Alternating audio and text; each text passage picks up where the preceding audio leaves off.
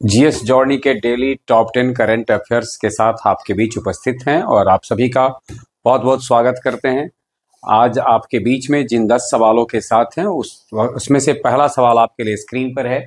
हाल ही में किसे शांति और सुरक्षा के लिए 2025 का विश्व नेता पुरस्कार दिया गया है?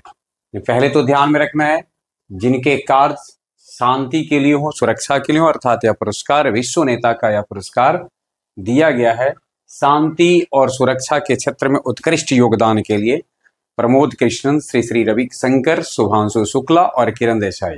इनमें से किसे दिया गया है? और इसका सही आंसर है श्री श्री रविशंकर। हम सब जानते होंगे आर्ट ऑफ लिविंग से दुनिया के लोगों को जीने की कला सिखाते हैं और साथ साथ कैसे शांति स्थापित हो, इसमें इनका जो ये आर्ट ऑफ लिविंग है वह बहुत महत्वपूर्ण योगदान दे रहा है। इसको ध्यान में रखते हुए श्री श्री रविशंकर को शांति और सुरक्षा के लिए 2025 का विश्व नेता पुरस्कार दिया गया है। एक नजर जब हम डालेंगे किरण देसाई पर, तो किरण देसाई 2025 में बुकर पुरस्कार, प्रतिष्ठित पुरस्कार है यह, इसके लिए चयनित किया गया है उनका नाम। और वही सुनील अमृत ने 2025 ब्रिटिश अकादमी पुस्तक पुरस्कार को प्राप्त किया है। क्रिकेट में सेवाओं के लिए जेम्स एंडरसन को नाइटहुड की उपाधि मिली है। गौरतलब हो, यह उपाधि उनके क्रिकेट के क्षेत्र में उत्कृष्ट योगदान के लिए पूर्व जो ब्रिटेन के पीएम थे ऋषि सुनक, उनके समय ही उनको चयनित किया गया, जिसे अभी हाल में प्रदान किया गया है। और वही इनको विजडन ने सर की उपाधि भी प्रदान की है। 300 वर्ष पुराना कार्तिक नाच उत्सव, 300 वर्ष पुराना कार्तिक नाच उत्सव कहाँ मनाया गया है? कार्तिक माह में यह उत्सव विशेष रूप से मनाया जाता है। आपको बताना है कि यह कहाँ मनाया गया है। भूटान, श्रीलंका, म्यांमार, नेपाल। सही आंसर है इसका नेपाल, जो हाल ही में अपनी राजनीतिक अस्थिरता के कारण काफी चर्चा में रहा था। हालांकि वहां भी फिलहाल एक सरकार है और फरवरी 2026 में वहां चुनाव कराए जाने की घोषणा की गई है। तो इस प्रकार से वहां लोकतंत्र को फिर से बहाल करने की पहल की मतलब जारी है, उसमें प्रयास किए गए हैं। और नेपाल से जुड़ी बात अगर हम देखेंगे तो नेपाल को भारतीय रुपए में उधार देने की अनुमति आरबीआई के द्वारा, भारत का जो केंद्रीय बैंक है आरबीआई, उसने नेपाल को भारतीय रुपए में उधार देने की अनुमति दे दी है। वहीं 5 दिवसीय तिहार उत्सव भी नेपाल में मनाया गया। और जैसा कि हम लोग पीछे जिक्र कर चुके हैं कि सविता भंडारी नेपाल की पहली महिला अटॉर्नी जनरल बनी है।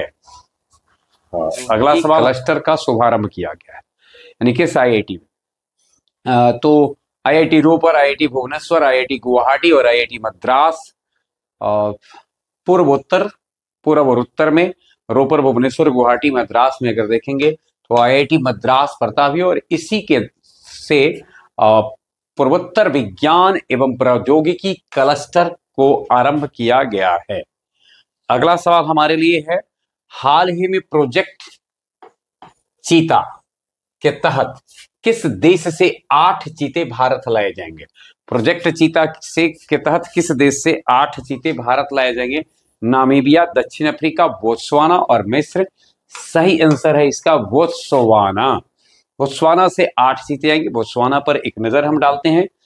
इसकी करेंसी बोटपुला है, राजधानी गैबोरोने है, गैबोरोने इसकी राजधानी है, और वर्तमान में दूमा बोको बोत्सवाना के राष्ट्रपति हैं। दूमा बोको राष्ट्रपति हैं, बोत्सवाना पुला इसकी मुद्रा है और गैबोरोने इसकी राजधानी है। भारतीय नौसेना ने कहा स्वदेश निर्मित नए सर्वेक्षण पोत आईएनएस इच्छक का जलावतरण किया है? आईएनएस इच्छक का जलावतरण किया गया है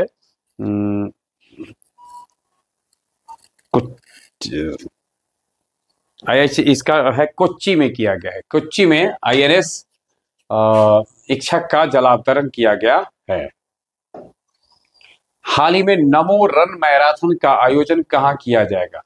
यह मैराथन नवंबर में होने वाला है। 16 नवंबर को यह मैराथन होगा। मुंबई, चेन्नई, कोलकाता, नई दिल्ली और यह देश की राजधानी नई दिल्ली में आयोजित होने जा रहा है। वहीं हाल ही में अ, अभी हर साल मनाया जाता है national cancer awareness day.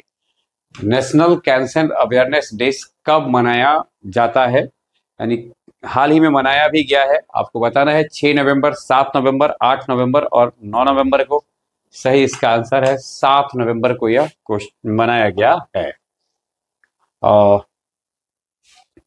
Bengal festival किस जनजाति द्वारा मनाया जाता है? Bengal festival, sorry, Bangla festivals किस जनजाति द्वारा मनाया जाता है?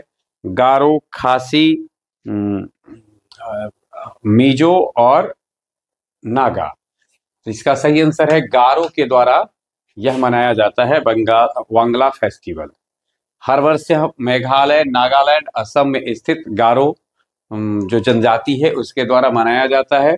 2025 में इस फेस्टिवल को 6 से 8 नवंबर 2025 तक गारो फेस्टिवल मनाया गया है अभी हाल में। पीएम मोदी ने वंदे मातरम गीत के 150 साल पूरे होने का जो सेलिब्रेशन है उसको लॉन्च किया। यह गीत किसके द्वारा लिखा गया? बंकिम चंद्र चटर्जी, रविन्द्रनाथ टैगोर, सुब्रमण्यम बालारती और सरोजनी नायडू। तो सही आंसर इसका है बंकिम चंद्र चटर्जी के प्रसिद्ध उपन्यास आनंद मठ में इसकी रचना की गई। और इसकी जो भाषा थी उस समय बंगला और संस्कृत का मिश्रण था, यानी बंगाली संस्कृत के मिश्रण में यह लिखा गया है। हालांकि शुरू में संस्कृत के ही पद हैं, परंतु बाद में इसकी जो पूरी कविता है वो जिसे हम गीत के रूप में स्वीकार लिए 24 जनवरी 1950 को राष्ट्रगीत के रूप में स्वीकारा गया। तो इसके ज्यादातर पद बांग्ला में है और आरंभिक जो पद है वो संस्कृत में है। 7 नवंबर को यह समारोह मनाया गया है वंदे मातरम, जिसे 24 जनवरी 1950 को हमने कहा कि भारत ने नेशनल सॉन्ग के रूप में अडॉप्ट किया था। गौरतलब वो 24 जनवरी को ही हमने राष्ट्रगीत के रूप में वंदे मातरम को और राष्ट्रगान के रूप में जनगण मन को स्वीकारा था। 1875 में जैसा जिक्र किया कि संस्कृत और बंगाली भाषा में इसकी रचना की गई थी।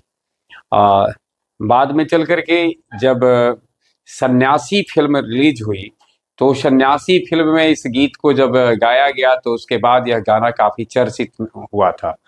तो लगभग इसकी रचना के करीब 4 दशक बाद यह गीत ज्यादा चर्चा में आया। हालांकि उससे पहले विविध संगठनों के द्वारा जो अधिवेशन होते थे उस अधिवेशन में इसको गाया जाता था, लेकिन आम जनों के बीच में इसे लाने का श्रेय अगर देखा जाए कि आम जनों के बीच में इसकी लोकप्रियता हुई तो वह फिल्म सन्यासी के कारण हुआ था। हाल ही में चर्चा में रहा तोरखम बॉर्डर पाकिस्तान और किस देश के साथ सीमा बनाता है? चीन, अफगानिस्तान, ईरान, म्यांमार। अभी पाकिस्तान के साथ जिस देश के साथ थोड़ा सा संबंध बिगड़ गए हैं, यानी जिसके साथ तनावपूर्ण संबंध रहे हैं, वह देश अफगानिस्तान है। और इसी के साथ यह बॉर्डर यानी तोरखम बॉर्डर जो है वह पाकिस्तान अफगानिस्तान के साथ सीमा है वह। तो ये थे आज के 10 सवाल जिसके साथ हम आपके बीच उपस्थित थे। बने रहे हमारे साथ। आज भर के लिए बस इतना ही। बहुत बहुत धन्यवाद।